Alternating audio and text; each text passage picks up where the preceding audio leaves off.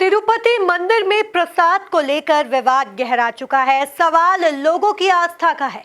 सवाल लोगों की आस्था के साथ खिलवाड़ का है। वो भक्त जिनके चढ़ावे से तिरुपति मंदिर दुनिया में एक है, वो भक्त जो अपने साथ सिर्फ प्रसाद लेकर नहीं जाते, भक्त अपने साथ लेकर जाते हैं आस्था और विश्वास।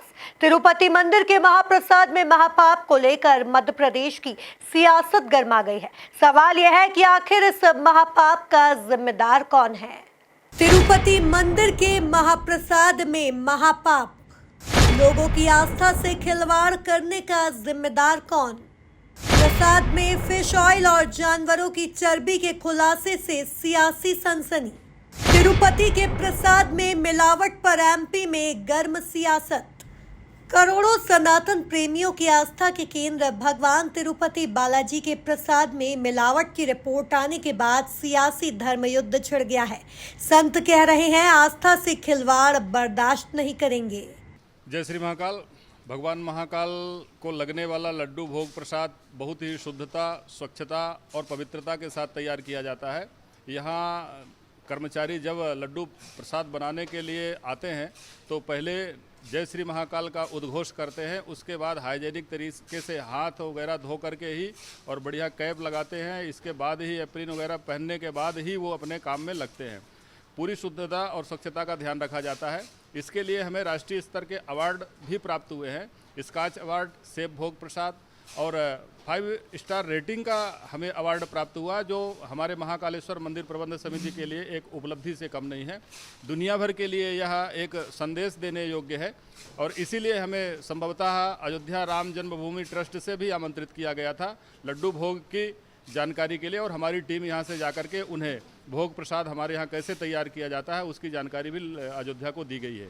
हमारे यहाँ जो लगने वाली सामग्री है लड्डू प्रसाद में बनाने के लिए, उसमें मुख्य रूप से चना की दाल रहती है, जो हम लोग बेसन बाजार से नहीं लेते हुए दाल लेते हैं और दाल को हम अपने नियंत्रण में रख करके ही पिसवाते हैं और यही तैयारी करवा करके उसको उपयोग में लेते हैं।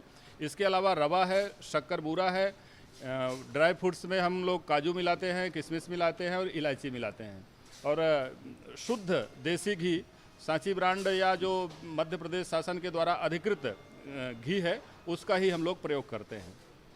तिरुपति बालाजी मंदिर के प्रसाद में जानवरों की चर्बी पर अब सियासी महाभारत छिड़ गई है। दरअसल आंध्र प्रदेश के मुख्यमंत्री चंद्रबाबू नायडू ने दावा किया है कि पिछली जगन मोहन सरकार में आंध्र प्रदेश के तिरुपति बालाजी मंदिर में मिलने वाले प्रसाद में जानवरों की चर्बी और मछली के तेल का इस्तेमाल किया जा रहा था।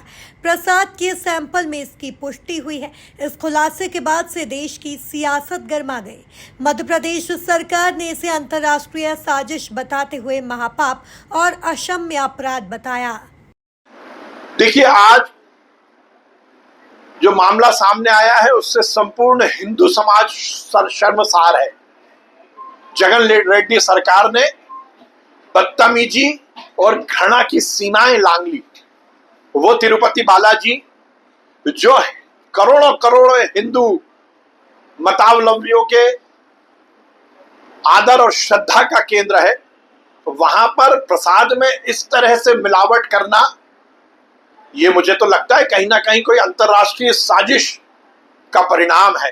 हमें ये विचार करना पड़ेगा, हमें ये सोचना पड़ेगा और ये जांच का बड़ा विषय है कि जगन रेड्डी ने इस प्रकार का काम क्यों किया।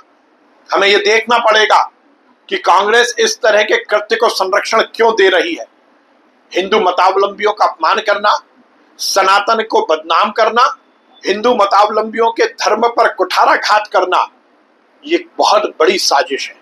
कांग्रेस, जगन रेड्डी और बाकी विपक्ष के नेता लगातार हिंदू देवी देवताओं का, हिंदू मतावलंबियों का, सनातन का, हमारे दर्शन का अपमान करते आए, पर ये तो पाप की श्रेणी में आता है। ये पाप किया गया है और ध्यान रखिए, पाप का केवल प्रायश्चित नहीं होता। पाप जैसे अपराध के बारे में निश्चित रूप से ये विचार करना होगा और ये संपूर्ण हिंदू समाज का अपमान हुआ है, इसको कहीं भी किसी भी स्तर पर सहन नहीं किया जाएगा। सवाल लोगों की आस्था से खिलवाड़ का है। ऐसे में कैबिनेट मंत्री कैलाश विजयवर्गीय ने ऐसे लोगों के खिलाफ मृत्यु दंड की मांग की है। देखिए, बहुत दुर्भाग्यपूर्ण है लोग इस प्रकार सनातन धर्म के साथ अगर खिलवाड़ करें तो ये बहुत ही दुख की बात है। लोगों का धर्म भ्रष्ट करना, जैसे मैं खुद ही कल आपको सच बताऊं, जब मैंने टीवी पे देखा तो मैं भोजन नहीं कर पाया, क्योंकि मैंने भी कई बार वहाँ का प्रसाद खाया है। तो मुझे लगा कि पता नहीं मैंने कौन सी चर्बी खाई है। तो मन में एक ग्लानि सी है, बहुत गुस्सा भी है। जिन लोगों ने ऐसा काम किया है उन्हें तो मृत्युदंड ही देना चाहिए। कुल मिलाकर आंध्र प्रदेश से लेकर मध्य प्रदेश तक और मध्य प्रदेश से लेकर पूरे देश में सिर्फ एक ही सवाल है कि आखिर करोड़ों हिंदू धर्मावलंबियों और करोड़ों सनातनियों की आस्था से खिलवाड़ का जिम्मेदार आखिर कौन है। Bureau report, MP news, Bhopal.